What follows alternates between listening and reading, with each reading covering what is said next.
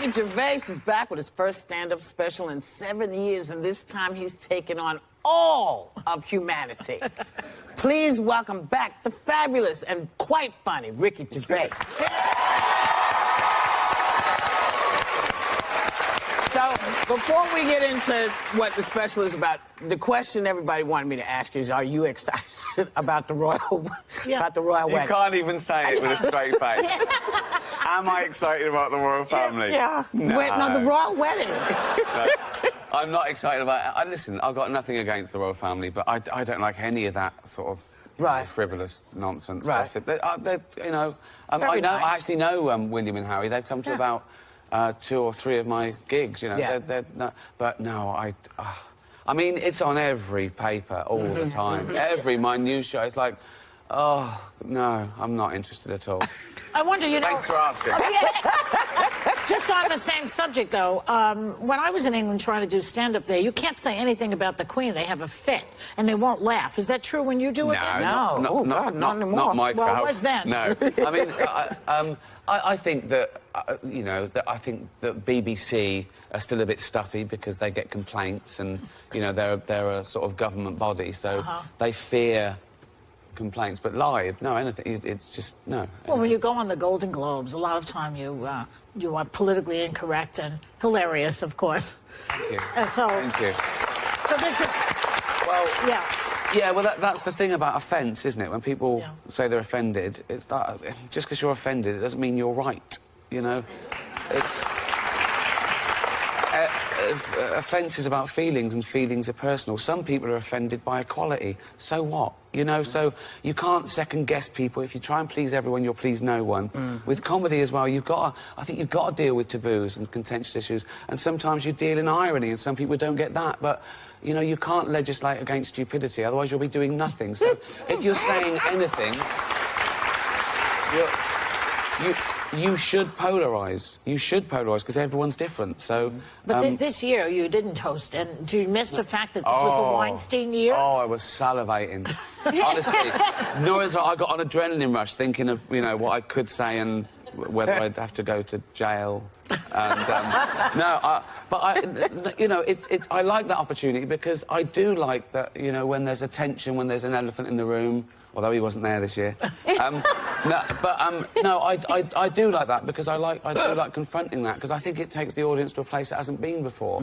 And it can be a mutual backslapping, you know, fest, fine, but don't televise it, you know, because I'm not doing it for the 200 egos in the room. I'm doing it for the 200 million people watching around who aren't winning awards, who aren't millionaires, and who don't care about the awards. Right. Humanity, which we mentioned, is your first comedy special in 7 years, and you say that it's the right time for it, the subject matter. Why? Yeah, well, I left it for 7 years, not on purpose. I was doing other things. I did a series, I did Derek, I did a couple of movies, and I pushed it back, because I always thought that stand-up was like the second or third thing I did, whereas now I've changed my mind. Now it's my favourite thing. I could give everything else up, because it's such a privilege, and freedom of speech is so important these days. And you've got to, you know... And I've reached the age now where I don't care anymore. You know what I mean? It's like, welcome aboard, what's the worst that can happen? Welcome aboard. I'm going to die soon. Yeah. So I'm offended. I'm going to die. So what? You know, so... You made enough money at this point. Exactly. Yeah. You know, I'm going to give that to animals anyway, just to see the look on my stupid family's face. Leave it all to animals.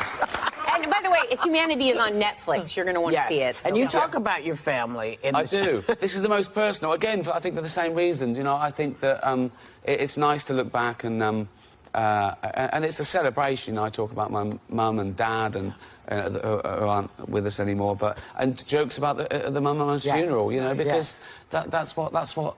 I think that's what humour's for. It gets us over bad stuff. So it's a sin. Not to joke about all the bad things, that's a waste. Because that's exactly what we should joke about. I also feel that when you talk about people who have gone to the next world, whatever that is, that you're keeping them alive in a way. Well, yeah, they exist. They're still there. Yeah, of course. Yeah. And, you know, I tell it, you know, there was a lot of truth, so I tell the truth, you know. It's not just this idealised view of your mum. You tell, you know, why... I remember when I was 12, I got older brothers and sisters, which is why I'm like I am, I suppose. I had to show off to be heard, right?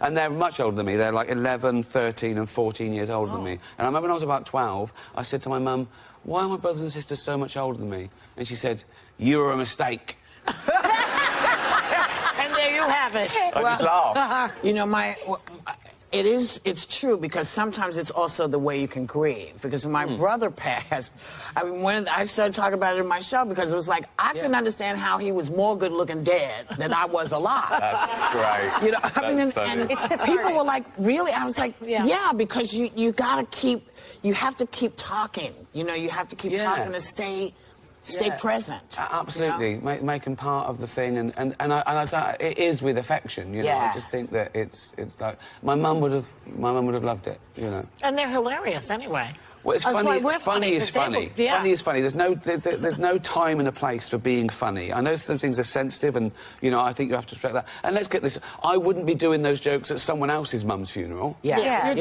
your it at own. mine, That's you know, because I right, know that's right. that, you know. Yeah. So Let's talk about your partner, Jane, because I've met Jane. She's a lovely person. You've been with her for how many years? 35? 30 years, yeah. 30 over years. 30 years, yeah. Not married yet, though. No. You're never going to get married. No. No. He doesn't like any of that stuff. There's no Did you point. hear that? Yeah. No, there's no, you know, there's, you know, we don't want our families to meet, and But you've said that the key to a happy relationship is separate bathrooms, which I totally agree that's with. a fact. That's a fact. Yeah. And why is that? One less argument, isn't it?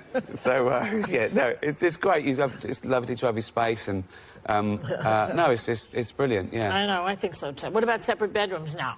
Oh no. No. Let's not get crazy, Joy. Just No, you're really active on Twitter. You have 13 million followers, and you love to engage with trolls.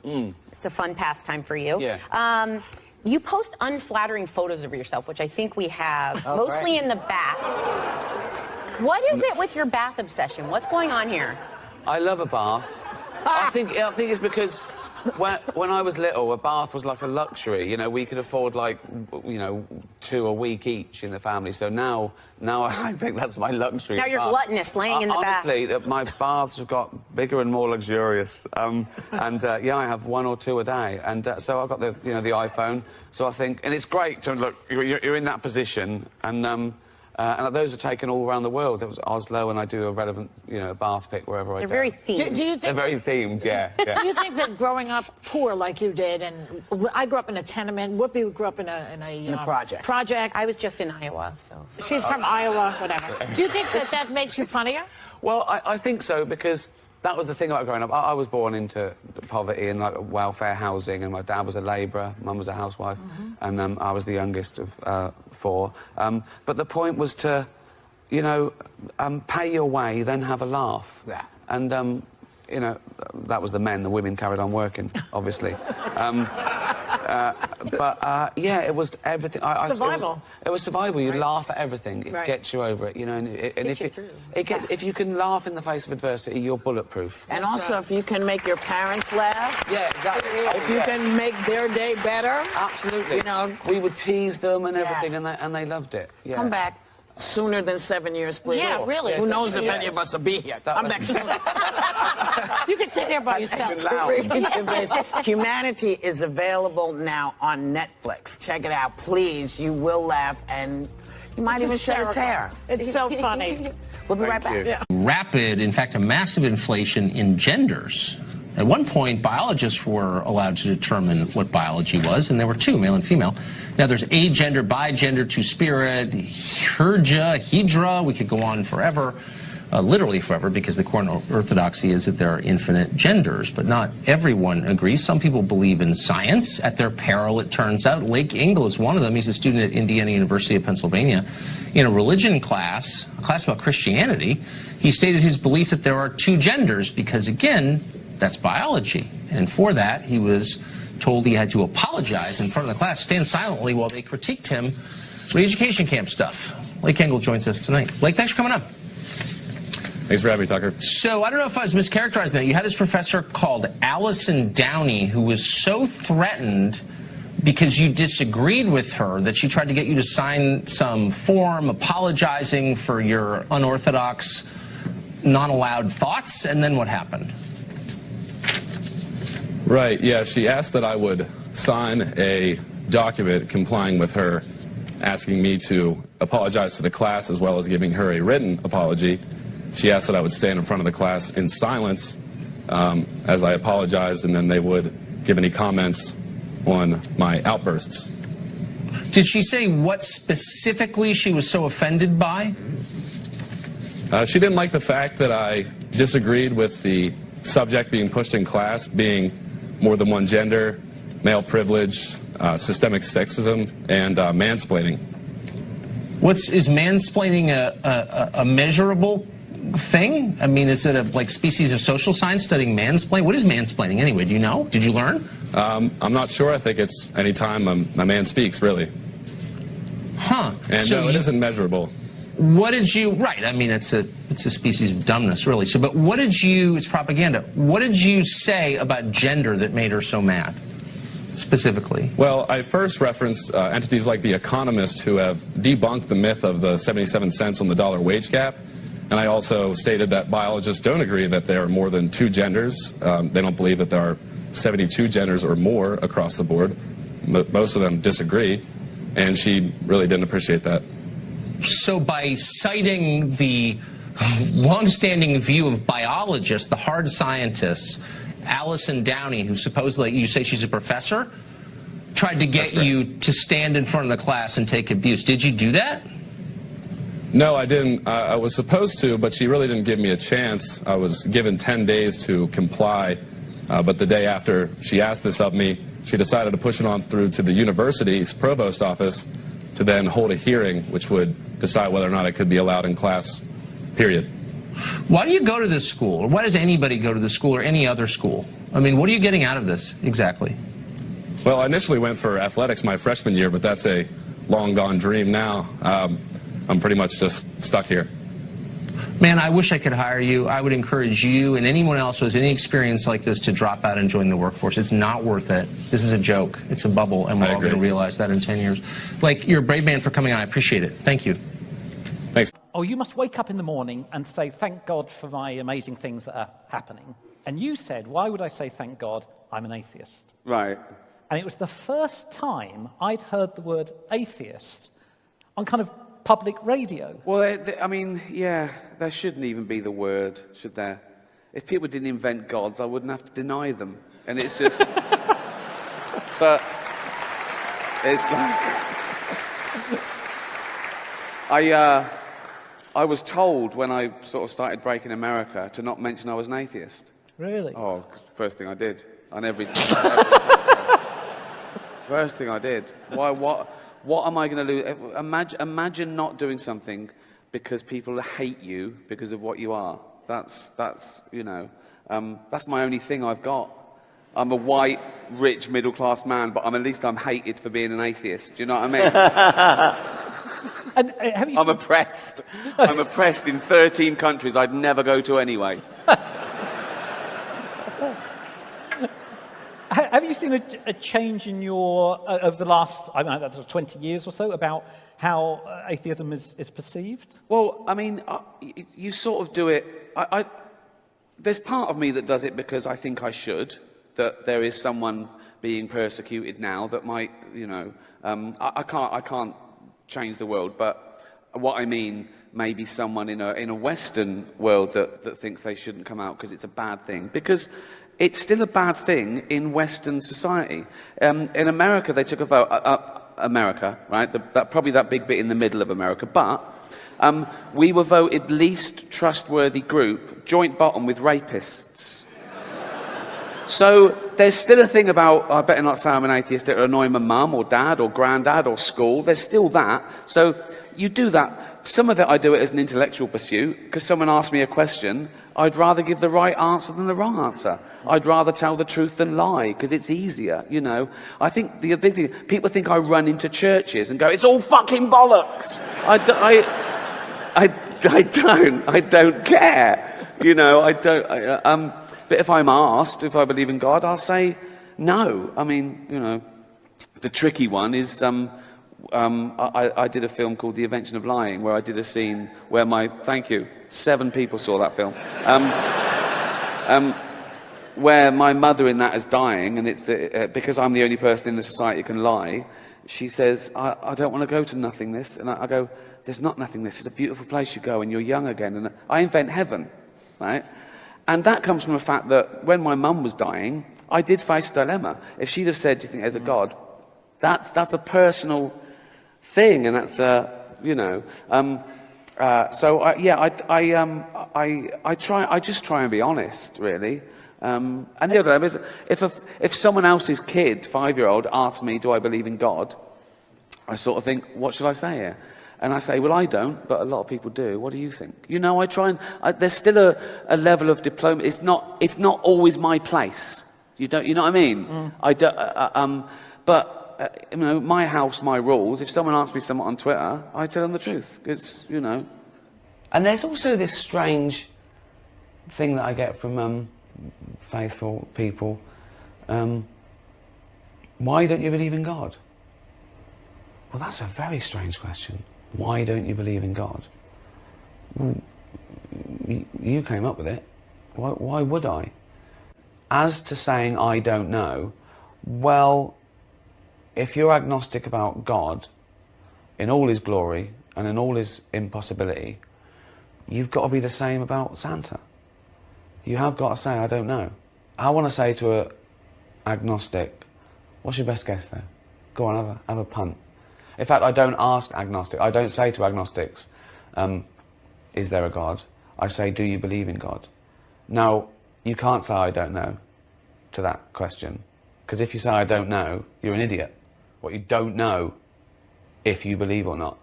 And I had this discussion with someone on Twitter, actually, and he said, well, that's not true, because I can ask you, am I wearing a red jumper? And you have no way of informing your guess. And that's true. But now ask me if you're wearing a red jumper that created the universe. Now I can have a little guess. No. No, you are not. It's mental. Well, also for you, because anyone who follows you on Twitter, and you have a huge following, they'll know that you are a pathological atheist, and therefore the thought of death is very final for you. For me, as a good Irish Catholic boy, it's the start of something new and glorious. For you, that's it. For me, it's the end of something glorious, so I have to pack it all in.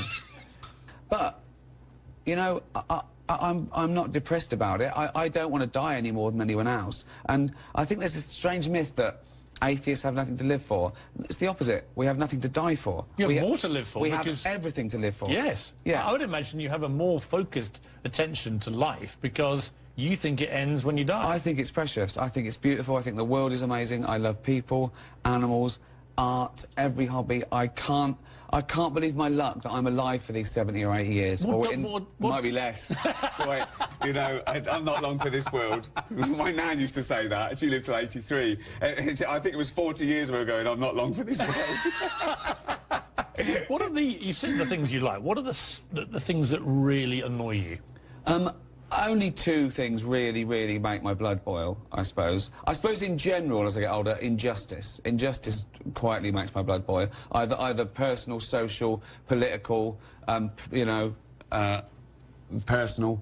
I suppose the two main categories are religious intolerance, this arrogance that you think, you know, arguing over whose God is right sort of gets me down a little bit, you know. And I've got no problem with spirituality. I really haven't. You know, that's another myth. And I always try and make the difference clear between spirituality and religion. One is a very personal feeling, a journey, a hope, or whatever, a need, you know, a joy.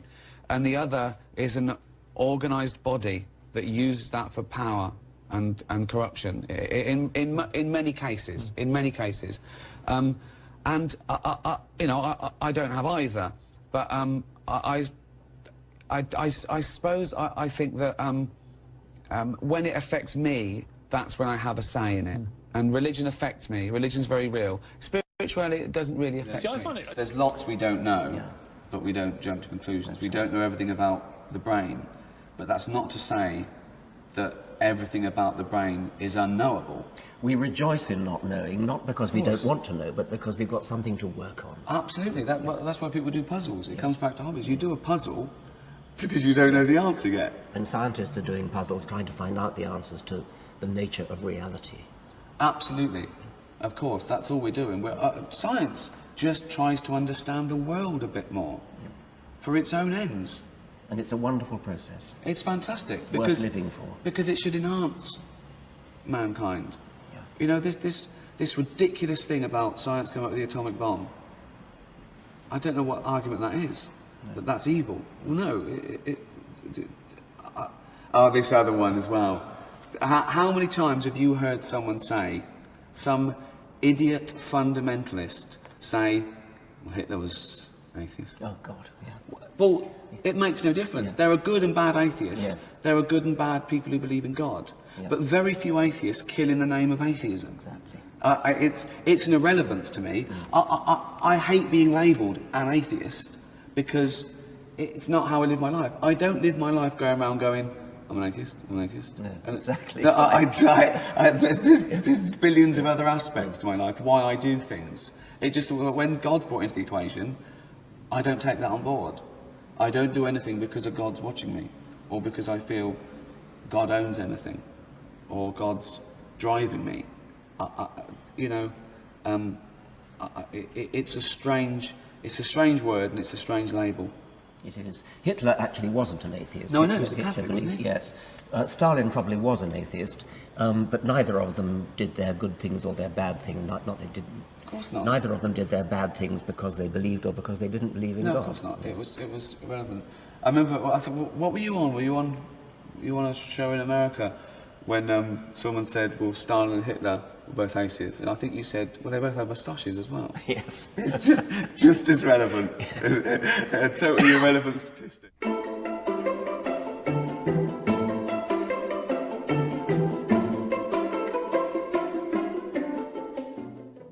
Yeah, in the greater scheme of things, there are probably worse things than people believing in all the different gods. It doesn't affect me because I'm free and liberated and safe. But yeah, you can still be annoyed. It's ignorance that annoys me more than anything. Whatever it is, it's not. I don't want to keep going after religion because that's only one form of this belligerent, willful, and it's not even that. It's you can't sort of help what you believe in. Most people aren't going around thinking this will annoy people or I'm trying to oppress people's rights. They just think I believe in God because that's how my brain worked when I was little, and now I think, yeah, there's probably a God. And most religious people aren't crazy. It's something else. Again, it's something, you know. We worry about the people who believe the bad bits in their holy book as well as the good bits. Most nice people who believe in God, they can tell the difference. They know the nice bits, they cherry pick and they know the nice bits from the bad bits. They don't do the bad bits. And my point is, if you know the bad bits from the good bits, you don't need the holy book. You know, you're already a moral person. I think it's very important you challenge your own beliefs. I mean that's what science does, really. It doesn't constantly try and prove itself right. It follows the evidence, whatever that is. In fact, it tries to prove itself wrong. It doesn't sulk. When science thinks something and then it discovers it was wrong, it doesn't sulk because it found that out too. It's a question I often get, that people say, well, you're an atheist, you know, you're closed-minded. Well, no, I'm not. You know, that's a strange thing to say. I think the opposite is true. I'm going to always follow the evidence, whatever that is. And they say things like, if someone proved to you God existed, would you believe? Well, of course I would, by definition. In fact, it would be the greatest scientific discovery of all time. Scientists would celebrate. They'd run round. At the moment, we have no evidence for the existence of any God or anything supernatural. Never have. Possibly never will. But who knows? We'll cross that bridge when we come to it. When someone puts forward a jar of God, we test it for its godliness, and if we find there's anything godly in it, we'll write it down. I think that's really important, and it comes back to the point we made earlier about ideas not having human rights, because I think people think when we criticise religion, we're criticising people who are religious, which couldn't be further from the truth, because we think they're victims too. Absolutely. You I mean, know. the word Islamophobia is all about that. Yeah.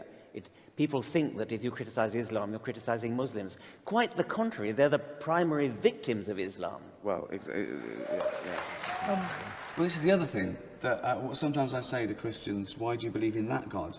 And they say, well, it's the only God to believe in. I went, but if you were born in Delhi, you wouldn't believe in that God, probably.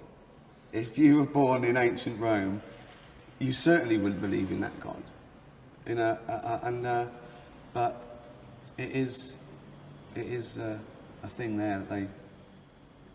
Yes, you believe in the God of your parents and your grandparents. Most people do.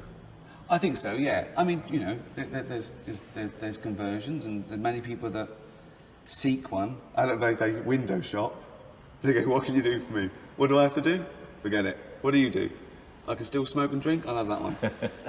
Of course. Yeah. There are people who say, well, I was on a quest and I tried Buddhism and it was all right, but I thought maybe I'd try again, so I tried Hinduism. I know, yeah. Which one spoke to you? Yes. Yeah, I know. And, but it should be irrelevant, but it isn't, because it does infringe on people's liberties. Certainly religion, not spirituality. Someone believing in God, that's fine. Harmless. Absolutely, doesn't bother me at all. Religion isn't harmless. It's when your God starts telling you that you should kill homosexuals, and exactly. That's when it's not harmless anymore. I think religion's greatest trick wasn't convincing some people that there was a God who was all-powerful. It was convincing everyone else that you couldn't ridicule that idea. It's when you get them. I think there'd be more atheists and less faithful if you weren't allowed to teach anything, you weren't allowed to mention any gods or any beliefs or atheism, right, until they were 20. I think we'd see a different pattern.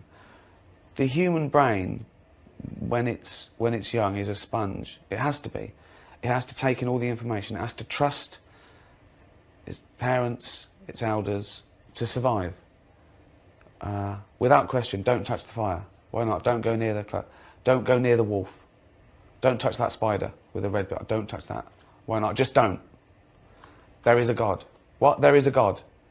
And if you're bad, you go to hell. Okay? And if that's constantly confirmed, like all the other things, wolves eat you, black widows kill you, fires burn you, if it's given that same level of credence and truth, you're never going to get over it. It's going to be a lot harder to undo that. I think the myths came up, maybe, often as a stopgap to knowledge until we find out more. The Earth is flat, and no, we've proved now. Okay, the Earth's not flat, we were wrong. Okay, but that's not personal. You don't take that personally. It doesn't affect you. It doesn't affect your afterlife.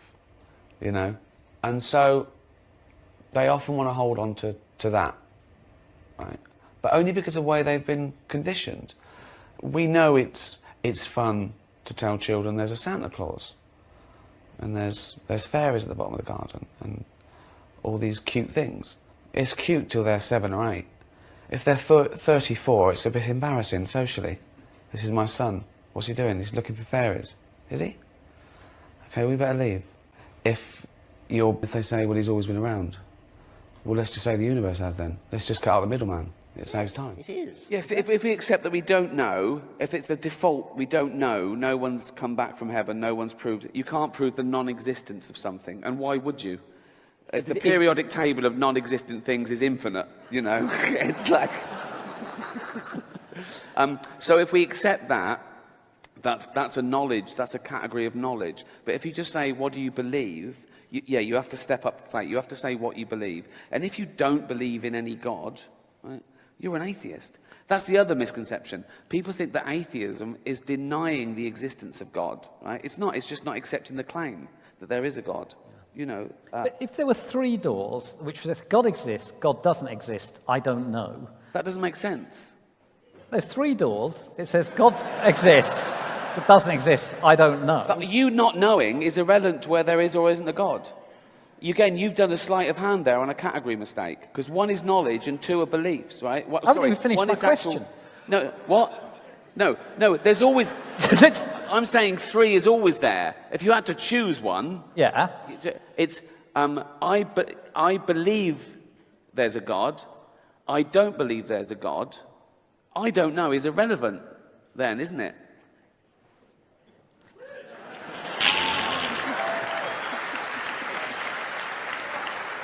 I think they have to lump us in with, agnostics, which, I keep trying to explain that on Twitter, that they're not mutually exclusive. You know, one deals with knowledge, one deals with belief. And so, people say on Twitter to me, it's illogical to be an atheist, you should be agnostic. And I say, well, I am as well. Don't agnostics get on your nerves a bit? Well, no, because we're all agnostic, aren't we? We're all agnostic by definition. If we accept that no one knows knowledge, I'm being very diplomatic here, but if we accept that no one knows that there's a God or not, right? We might be wrong. We're 99% sure, but let's say we don't know. We're all agnostic. So take it out. It doesn't matter. Now we ask about belief. What do you believe? What's your best bet? But when someone says they're agnostic, isn't it sort of tempting to go, why don't you just think about it a bit more then? Well, I just think that there's a category mistake. Some people do it because they don't want to say they believe in God, But if you shouldn't ask an agnostic if there's a God or not. You should ask them, do you believe there's a God or not? Because then they can't say I don't know, because that doesn't make sense. What do you mean? You don't know whether you believe or not, right? So and that's right.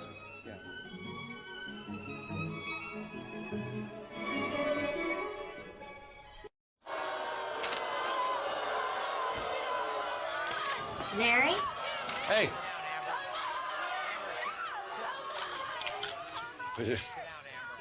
Just a little bit. I asked you to be ready when I got back.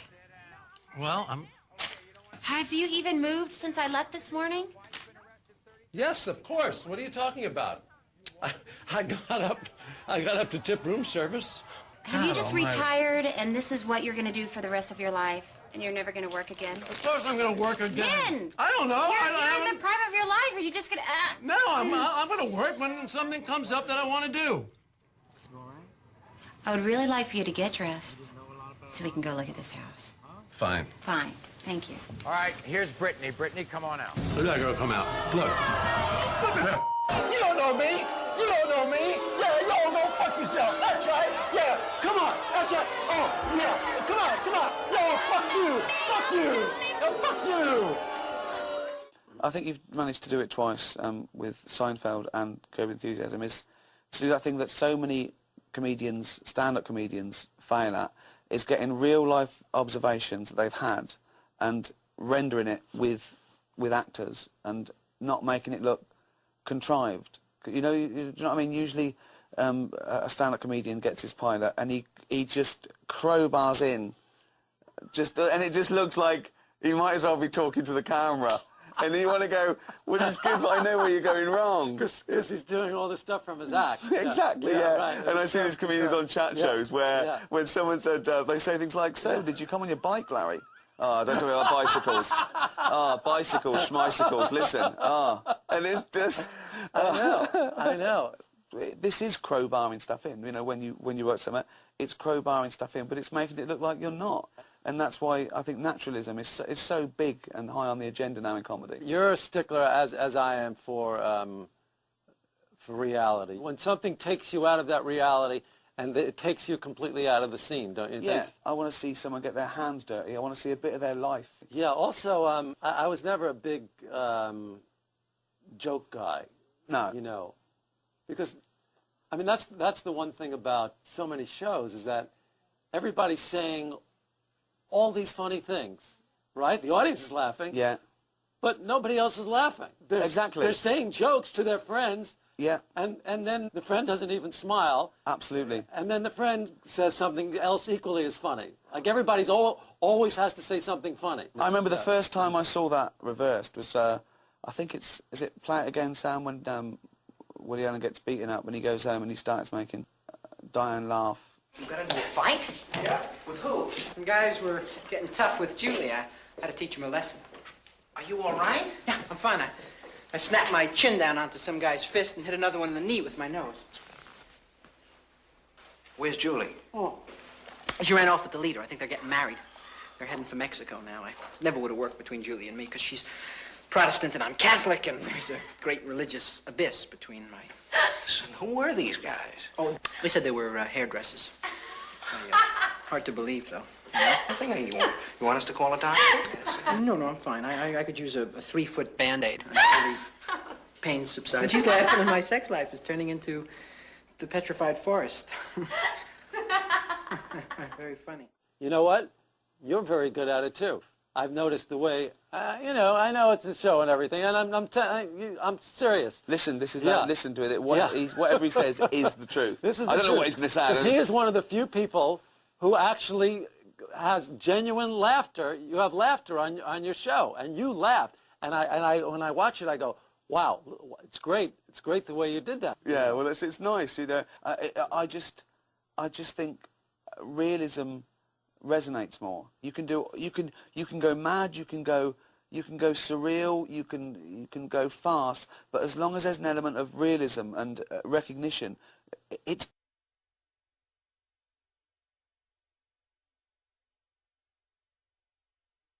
I did an interview and they were asking me my favourite things and lists and stuff, and I put George Costanza as the best sitcom character of all time. Why did you not play him? It was never even a consideration. Really? It was nothing that I even thought of, or Jerry thought of, or anybody brought up. It wasn't even on the table. I couldn't have done that and written the show at the same time. It would be too hard. I couldn't do it.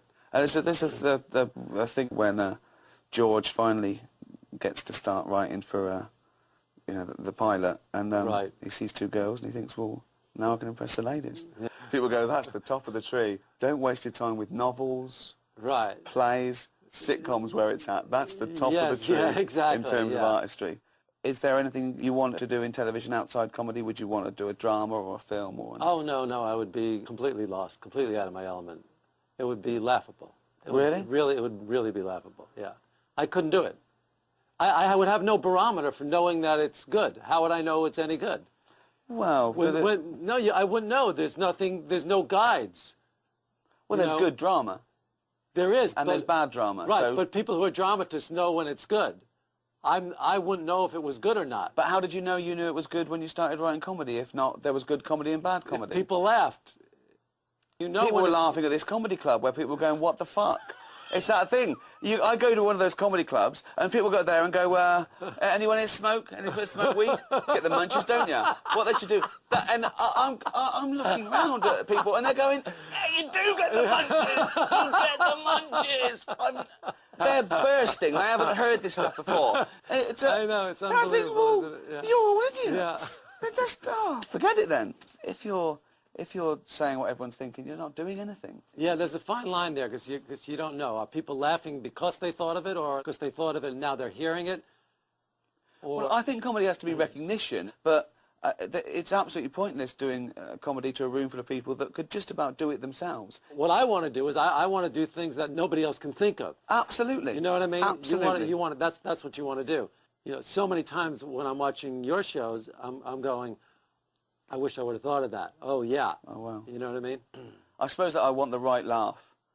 I want to look around. Yeah. I want to look around and go, right, they're not laughing. That's a good sign. Yeah. That's good. I didn't want them to laugh. Right. I don't want you to like. I don't want you liking my comedy. Well, I had plenty of that when I was doing stand-up. I heard a rumour that sometimes you'd go out and you look at the audience and go, nah. Yeah, I did that. I did that once. Yeah. And was that heartfelt? That wasn't totally. a gimmick. No, it wasn't a gimmick. You looked I out. got up on stage. I looked out at the audience, I kind of took them in. I looked around. What they like? What was the demographic that said to you they're not going to like this stuff? Just people I sensed no connection with. Nobody I ever wanted to sit down with and talk to. I didn't want to be talking to. I could tell on first sight. You know, my hen parties and bachelor parties. Yeah, right. Yeah. Exactly. The warm-up guy throws stuff out and shows his ass. Right. Yes. Brilliant. Yeah. Right. And I looked out and I went, no. Yeah. I don't want any fat people to feel uncomfortable at one of my gigs, so next time buy 2 seats. I'm joking. I'm joking. Shut up. I'm not having a go. I'm just pointing out, you know. I was listening to the radio in England a few weeks back, Radio 4, quite highbrow. There was a discussion about political correctness. My name came up straight away, right? And there was this woman on there going, oh yeah, well it's not right. Ricky Gervais, he makes jokes about fat people. He wouldn't make jokes about gay people, would he? And being fat is like being gay. What? No, it's not. What? You can't choose your sexuality. As we've established, you choose whether to eat too much or not. You know, with your sexuality, you're born, you grow up, you discover you like same-sex relationships, and that's it. You're gay, okay? For being gay to be the same as being fat, you'd have to be born, be straight, grow up knowing you're straight, but gradually and consciously wean yourself onto cock.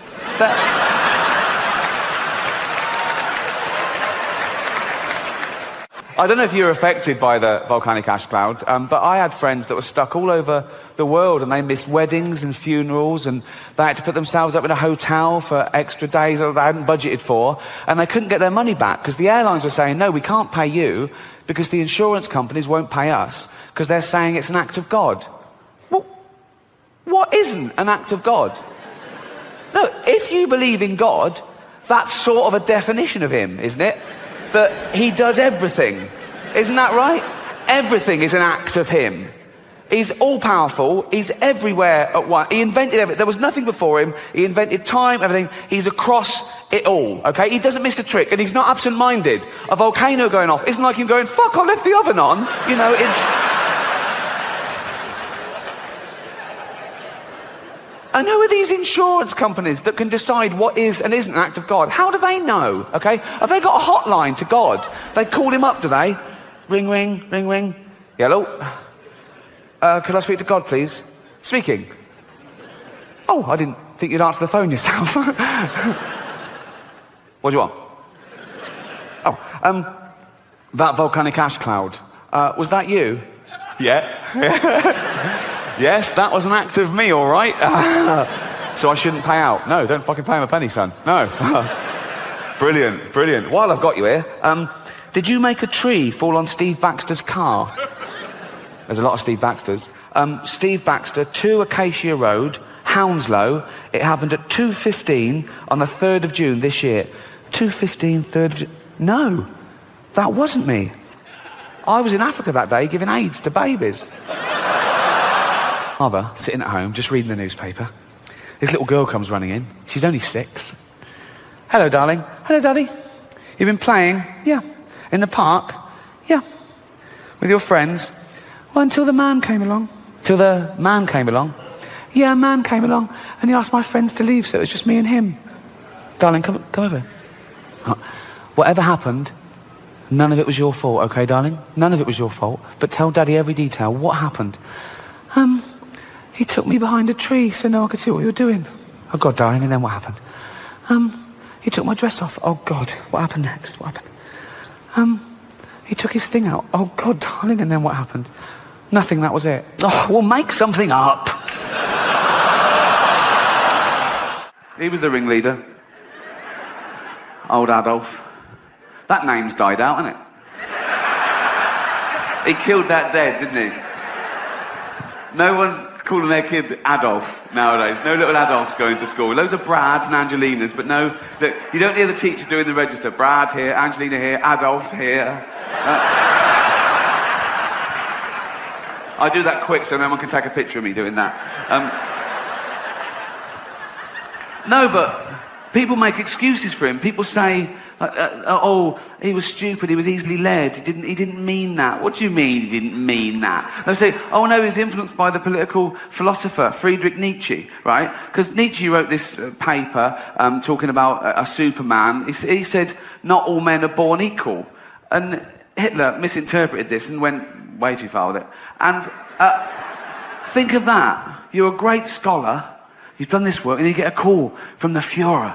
And the Führer goes, all right, Nietzsche. He goes, yeah, good, what do you want? He goes, just read your book. What do you think? Love it. Love all that. Man and Superman, not everyone's equal, kill all the Jews. Sorry?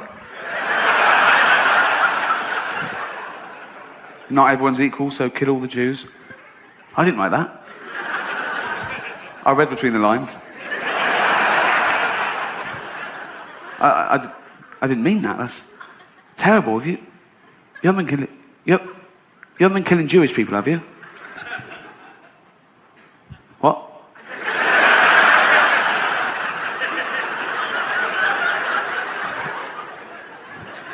Have you been killing Jewish people? Yeah. Yeah. A little bit.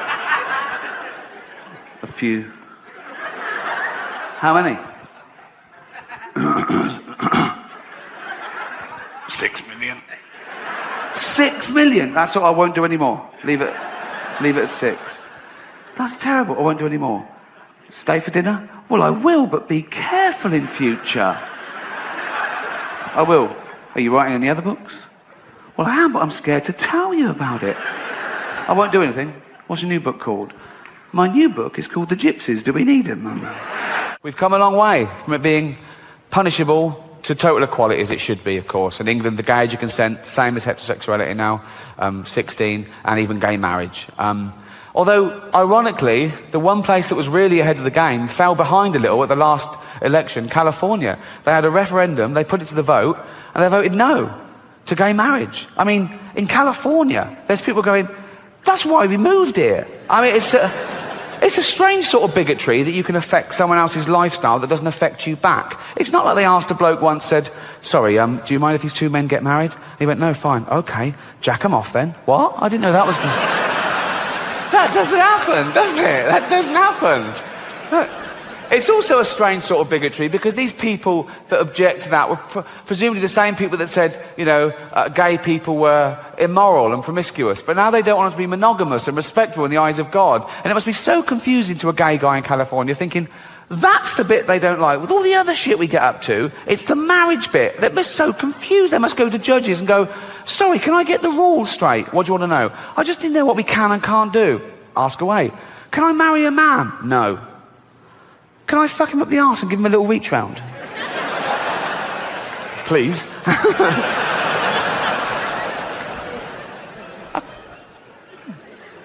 Can't marry him? No. But and the little... Can I...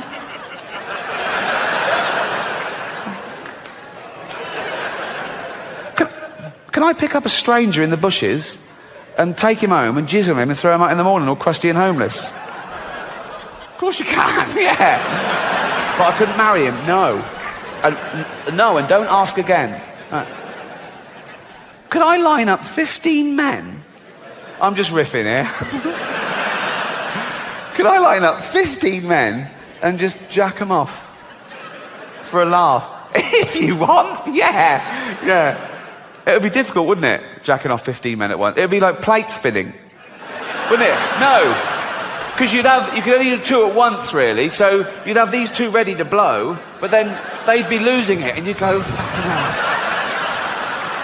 Oh, there you go. Oh, fucking hell. Oh. Ain't it knackering? Jacking off 15 men at once. Never thought I'd say that. Oh. Because I would love to try stand-up. I'd love to do stand-up. I think it'd be good. I think it'd be good. You say that, but when I try and write a joke, I get the opening bit. I say, that's a funny idea. Madonna's got divorced. And then I think, yeah. Where's my writers? You know, I don't... Well, yeah, I don't know. I never knew you were this weird. Really? No, because you kept it... We worked together for a couple of days. I know. You're absolutely mental. In a nice way? Yeah. Yeah. But so, if you do win an award tonight, don't use it as a platform to make a political speech, right? You're in no position to lecture the public about anything. You know nothing about the real world. Most of you spent less time in school than Greta Thunberg. So, if you win, right, come up, accept your little award, thank your agent and your God, and... So... Oh, no funny business. There you go. Not on this show. Oh, no, it's a joke. That's a joke. What are you wearing? I love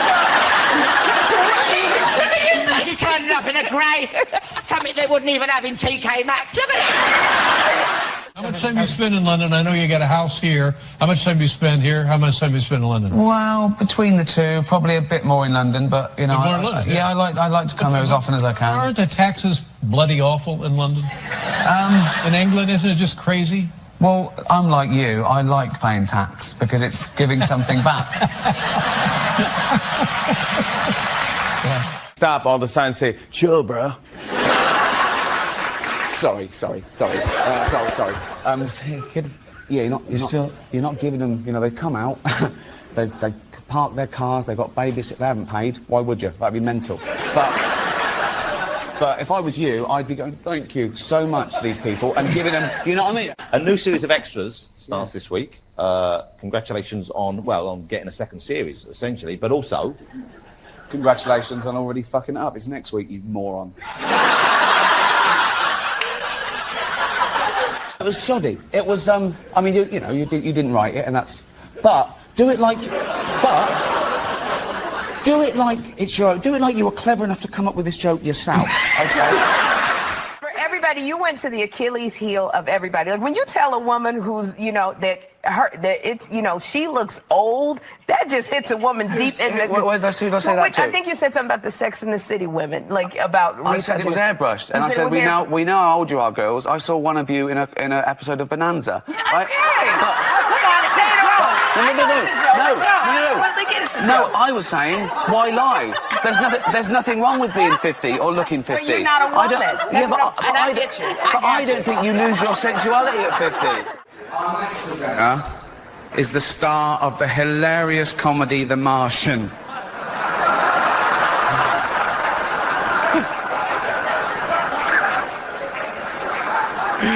Oh, he nearly died. Right. He's also the only person who Ben Affleck hasn't been unfaithful to. Please welcome Matt Damon.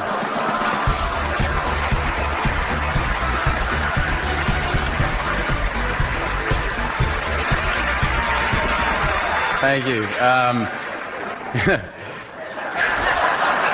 I do look a bit more like Parker these days. I don't know, that's the problem. You're getting me confused. He's kept himself in trim. Look at you. Undo the button. Go on, let it hang out. Look at this. Look at this. Nothing no, there. There's nothing right. there. Fucking let it go. What? Look at that. What? I've only got a day to live. I said, what do you want to do? And then when that didn't happen, what? And then when that couldn't happen, Make-A-Wish Foundation. No. I'd like to go on Jimmy Fallon, please. And so, yeah, that's not what you said.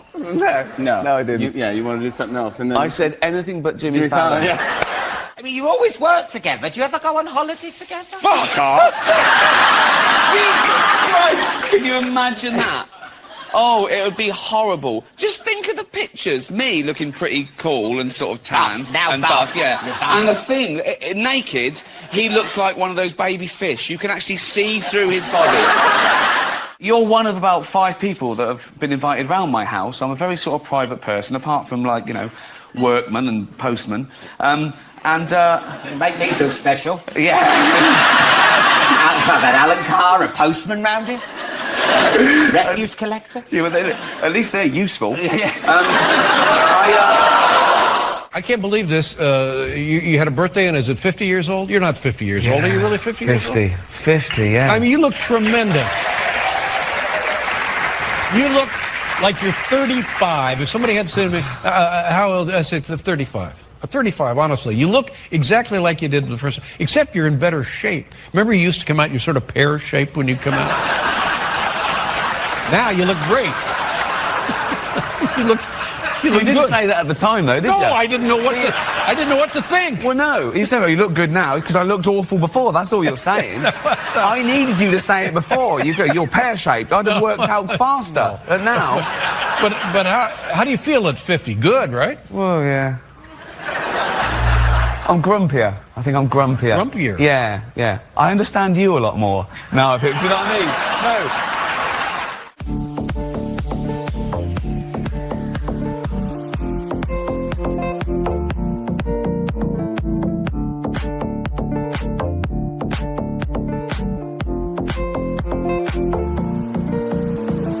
Say Star Trek memorabilia because I love Star Trek. Oh, such a nerd. Have you never been in a Star Trek? No, I've never been in a Star Trek, but I love the original series. So I have, like, I have the Gorn head from the original series from the episode Arena, where I know. I'm just nodding. Oh, the Gorn head. The Gorn head. Okay. I have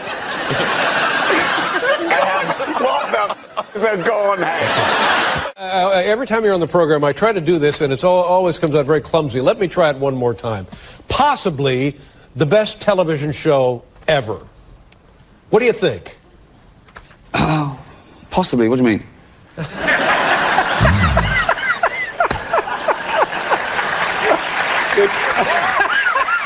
What have you named your private parts?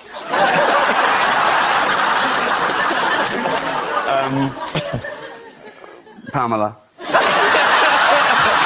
He's considered handsome. Think of that. It's amazing. Rainn Wilson. You probably know me as the creator of The Office. No, you don't, do you? You think Steve Carell did it all? Oh, he's brilliant, isn't he, Steve Carell? He's amazing as the bumbling office manager.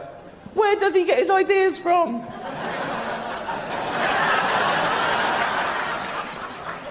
Let's pay. Idiotic thing to say. With 6 billion people on the planet, how are they all going to love one person? A lot of them do. I mean, look That's at the not what he American said. version of The Office. Yeah, Every you look week, at it. was it 10 million viewers, I guess? 10 million people watching him. Tune in and see my name at the end of the They credits. watch it for him, though, don't they? Not really, no, because it wouldn't exist without me, and he wouldn't exist without it. Where is he? Oh, there in the front row. Just.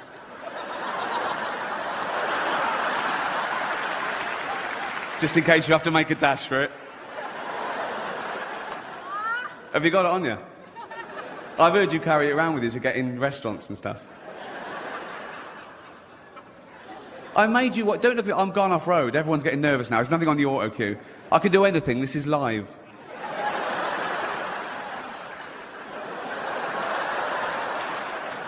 I made you what you are, and I get nothing back.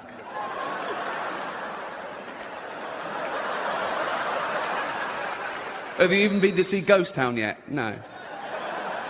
I sat through Heaven Almighty. Give me my Emmy. Give me my Emmy. I'll come down there.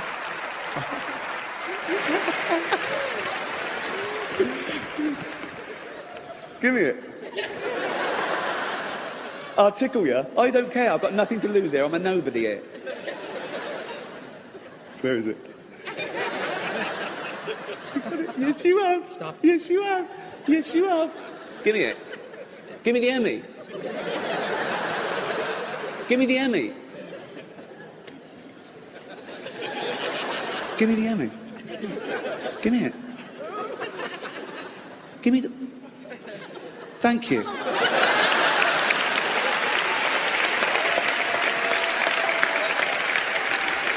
Right. Good. That's settled. Could you do what Ricky does? Oh, not in a million years. Why? No. I think I would just get too skittish. But you could play a Ricky Gervais character. Perhaps, but to actually go in front of people and offend them to their faces. I don't think I necessarily... It doesn't mean that I'm a better person. It just means that I certainly don't have that kind of guts. It's funny, he always makes fun of me, always. And he's also, you know, in a personal way, been very, very sweet to me. Like, before one of these award shows, he pulled me aside and said, hey, I've got a few things that I wanted to go after you with. Is that okay? And I'm like, of course. So there is a side, there is a gentler side to him that people don't necessarily see. So you're all heart, aren't you? That's great. No, that's lovely. He's such a lovely man, though. But he thinks you're sweet because, just to clarify, you go up to him before an award ceremony and say, I'm going to call you a prick in a minute, just to warn you. But if I told him what I was going to say, you know, if I had access to them, I'd warn everyone. You know, as I say, I don't want to have a bad day. You know, it's not. I've got nothing against people. Do you like Steve Carell? It's great. He's fantastic. He's good because you know why? He's nearly handsome. He's got that. He's like Bob Hope. If you look at him, he's chiselled, he's great, but he's got something. He's got beady eyes. He's good. I like him. That was a compliment, by the way. He's very handsome. I mean, he's comedically handsome. He's not imposing. He's not bland. He's Why are we going on about how good-looking Steve Carell is? what am I? Chopped liver?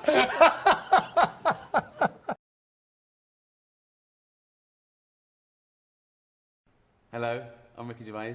I'm here in London, in my office, but I'm not writing another award-winning series. No, I'm chilling out with my friend. Look who it is. It's only Elmo. Hi, everybody. Hey. Thank you. Thank you. Throw money. That's a little joke.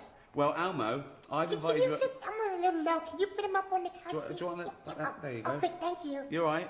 Yeah, Elmo's good. Elmo's so happy to see you here. And Elmo's so happy to be in London, too. Well, last time we met, we were in New York, weren't we?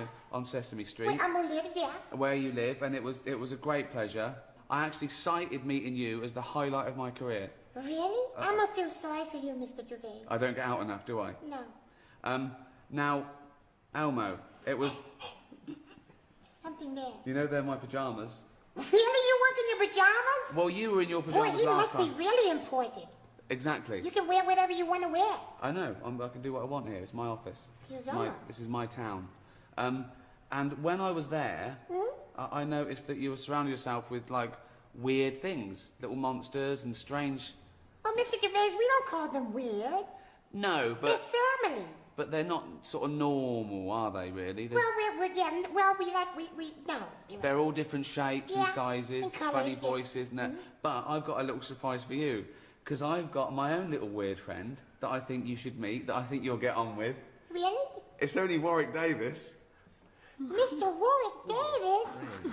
Hello. Come on. Oh, there you go. Look. Oh, you get that done to you too, huh? It's fine, here we are. I'm the luckiest man in the world. Oh, this is great. Oh, dear. It's so good to see you. It's good to meet you as well, hiya. Wow. Fantastic. This is good to be here. Yeah. Right, Ricky, yeah. It's so nice to meet you. Yeah. He's got a little suit on. Yeah. We could get you something like this, couldn't we? A little furry outfit or something. No, I've done the furry outfit. Oh, Elmo, what do you think of him? Well, Elmo thinks you're wonderful. I'm gonna see you in a bunch of movies. I knew he'd like you. Yeah, Are you? Yeah. I knew they'd get along. It's so good to meet you. Look at this. Here we I are. can't believe like that. Together, Oh, together. God. Good. Oh. Hey, Mr. Warwick, will you come to Sesame Street? Oh, I'd love to see No, that. very much You like put him in a little yeah, dustbin maybe. or something. No, I'd have to be in a little... A little pop-up, a little dustbin. When And you'd get to meet, like, interesting people, because they have big guests on there. And they go, look, do you want to meet Elmo? Yeah, hello, Elmo. And they go, do you want to meet Grover? Yeah, hello, Grover. Look who's in the bucket. It's Warwick Davis. Oh, yeah. It's Warwick Davis in the bucket. We love Warwick Davis in the bucket. Oh, God. Boy, this is such a wonderful surprise, Mr. Gervais. I know.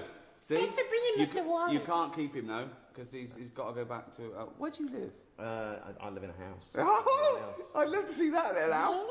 It's not little, you can imagine it. Oh, God. Oh. Say goodbye, everyone. Say goodbye. Bye. Say goodbye. It's so nice to meet you, Mr. Yeah, it's nice to meet you. We'll Mr. chat Warwick. later. Yeah, kiss him if you want. Yeah. Go on. Kiss him.